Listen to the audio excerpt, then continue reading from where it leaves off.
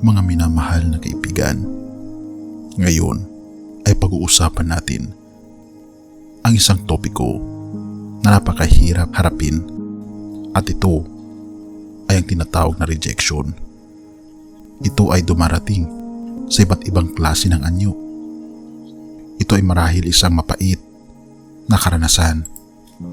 Ito may rejection sa trabaho, o kaya naman rejection sa isang relasyon, rejection sa isang kaibigan, o maging rejection sa lipunan.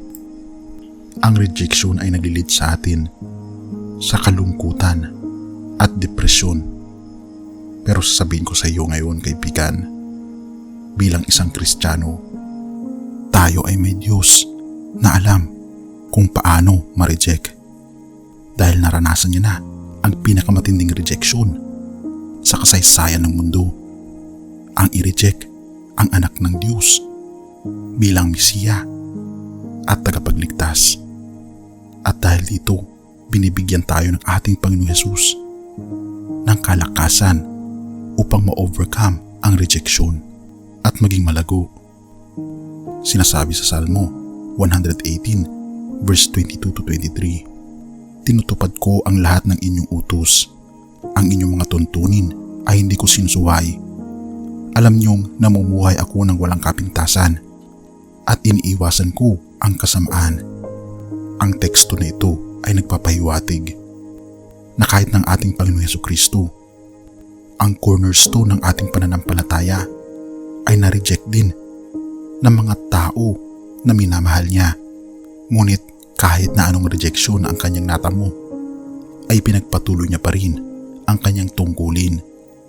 Nagampanan ang iniutos sa kanya ng kanyang Ama. Kaya naman kung tayo ay makaka-experience ng mga rejection sa ating buhay, lagi nating tatandaan na ang ating Panginoon ay may purpose kung bakit nangyayari ang mga rejection na ito. Romans 8 verse 28, alam natin sa lahat ng bagay ay gumagawa ang Diyos para sa ikabubuti ng mga nagmamahal sa Kanya, silang mga tinawag ayon sa Kanyang layunin. Ito ang binabanggit ng ating Panginoon kung tayo ay nagkakaroon ng rejection. Tayo ay tinatawag niya sa mas malaking purpose, isang panukala na hindi mo pa nakikita ngayon. Ngunit pagdating ng panahon ay pasasalamatan mo ang ating Panginoong Diyos dahil sa rejection na na-experience mo noon. As long as tayo ay lubos na nagmamahal sa ating Panginoon, lahat ng bagay ay magiging mabuti. Kahit na nakakaranas tayo ng kapighatian at bitterness sa pagkakataong ito, lahat ng bagay ay magiging maayos ayon sa kanyang kagustuhan. Kahit na ang pinakamapait na rejection at pinakamapait na karanasan ay matratransform ito sa pinakamatamis na karanasan, sapagkat ito ang kagustuhan ng ating Panginoon. Ang nais lang ng ating Panginoon ay magtiwala tayo sa Kanya at pagkapitan natin ang Kanyang mga pangako na magiging maayos din ang iyong hinaharap. Ang tanong ay, nais mo ba na kumapit sa pag-asa na ang Panginoon ay gagawin niya ang lahat para sa ikabubuti mo?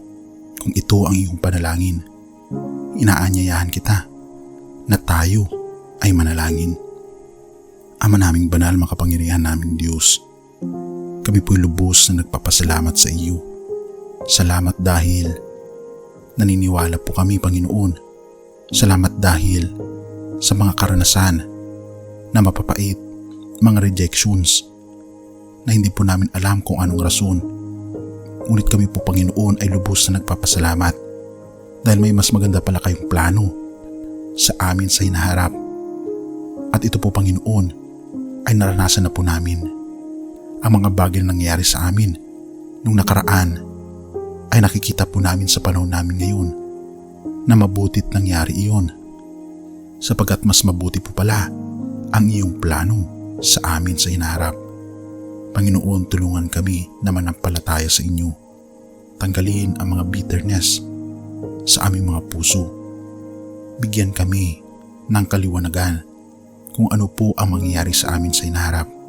Ngunit kahit na hindi po namin ito nakikita, ang importante, kasama po namin kayo na harapin ang kinabukasan, sapagkat wala kaming ipag-aalala sa kinabukasan kung kasama namin ang aming Diyos na nagmamahal sa amin. Salamat Panginoon sa inyong pag-ibig. Salamat Panginoon dahil hindi nyo kami binibigo na kahit anuman ang mangyayari sa amin ay magiging mabuti ang lahat dahil kayo po ang aming Diyos at ganito nyo po kami kamahal. Salamat Panginoon sa inyong walang sawang pagsuporta at pagmamahal sa amin. Patawarin po kami sa lahat ng aming pagkukulang at pagkakasala sa pangalan ni Jesus. Amen.